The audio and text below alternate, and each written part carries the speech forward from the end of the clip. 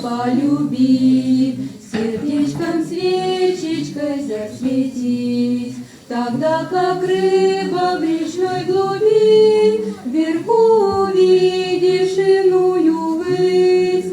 Всего-то навсего не суди, как Бога сплюнувшая толпа, твое призвание впереди, тобой не кожаная тропа. Всего-то навсего, всего-то навсего, всего-то навсего, всего-то навсего, всего-то навсего, всего-то навсего, всего-то навсего, всего-то навсего, всего-то навсего, всего-то навсего, всего-то навсего, всего-то навсего, всего-то навсего, всего-то навсего, всего-то навсего, всего-то навсего.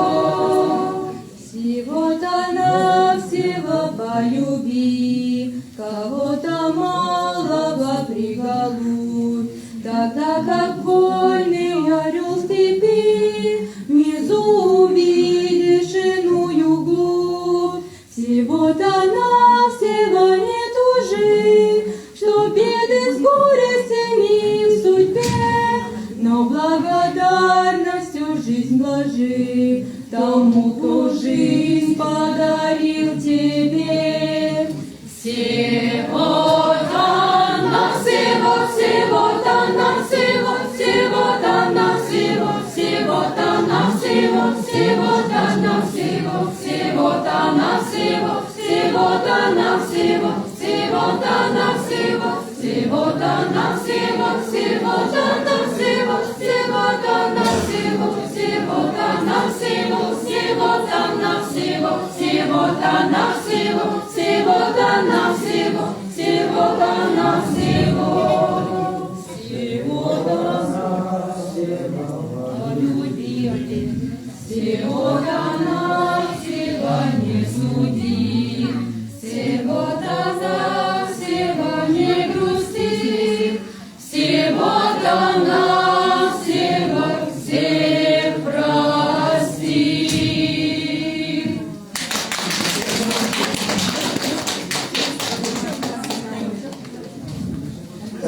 Sì, noi ringraziamo voi per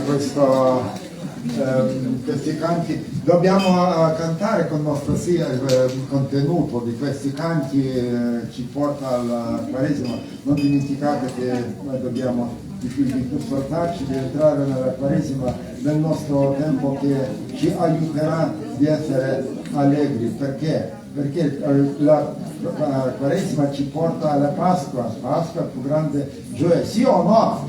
Però dobbiamo sforzarci di pulire. Abbiamo cantato, dobbiamo pulire il nostro cuore e diventare più allegri, però non dimenticate che il Quaresima richiede molto da noi, molto da fare.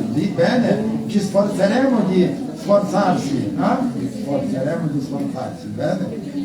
Non dimenticate, ecco. Di nuovo vi ringraziamo e poi durante la Quaresima prepariamoci per la Pasqua, bene? Adesso regali.